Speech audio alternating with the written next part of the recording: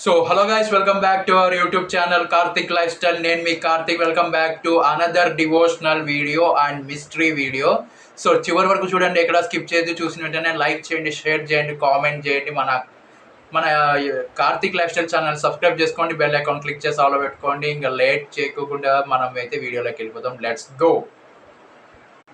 So guys, ఈ Chidambaram temple ఎక్కడైతే ఉందో మీకు తెలుసా? తమిళనాడులో అయితే ఉంది. ఇక్కడ వచ్చేసి దేవుడు నటరాజ స్వామి రూపంలో అయితే మనకి దర్శనం అయితే ఇవ్వడం జరుగుతుంది. సో ఈ దేవుణ్ణి దర్శించుకోవడానికి భక్తులు ఎక్కడెక్కడి నుంచో ఈ గుడికి అయితే వచ్చి ఆయనని దర్శించుకొని మా కోరికలు తీర్చు అండ్ ఎప్పుడు మాకు అండగా ఉండు, మమ్మల్ని కాపాడు స్వామి అని వాళ్ళైతే మహాదేవుణ్ణి అయితే ముక్కొని దర్శనం చేసుకొని అయితే వెళ్తారు. సో ఇక్కడ ఒక రహస్యం ఉంది, అది ఏంటో తెలిసిన వాళ్ళు కింద కామెంట్ చేయండి, తెలియని వాళ్ళు ఈ వీడియోని చివరి వరకు చూడండి.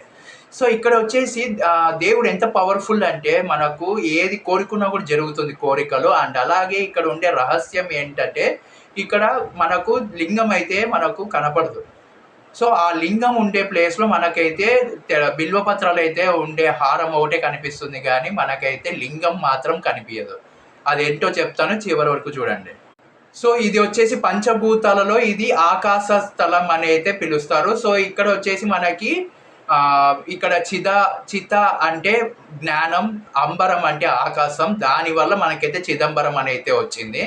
సో ఇక్కడ వచ్చేసి మనకి దేవుడు అయితే కనిపించడు. అండ్ రహస్య మార్గంలో అయితే చూస్తే మనకి దేవుడు కనిపించడు, లింగం అయితే కనిపించదు. సో ఓన్లీ మనకైతే ఆ బిల్వపత్రాలు వేసిండేది ఒకటే కనిపిస్తుంది. సో అక్కడ వచ్చేసి బంగారు బిల్వమాలలు అయితే కనిపించడం అయితే జరుగుతుంది. ఇక్కడ వచ్చేసి నటరాజ స్వామి రూపము ప్రసిద్ధి చెందుతుంది ఇక్కడ.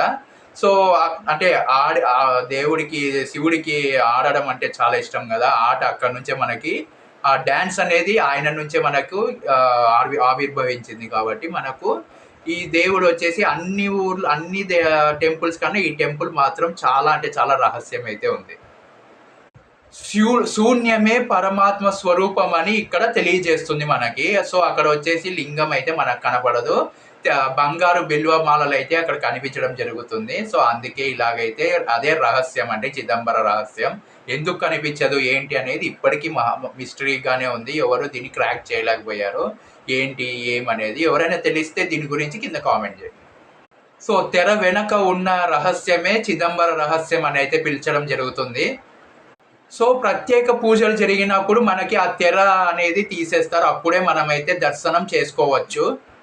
సో ఆకాశానికి ఏ రూపము ఉండదు కాబట్టి అదే సందేశం ఇక్కడ కనిపిస్తుంది. సో దీని గురించి ఇంకా ఏమైనా తెలిస్తే కింద కామెంట్ చేయండి and subscribe to my channel.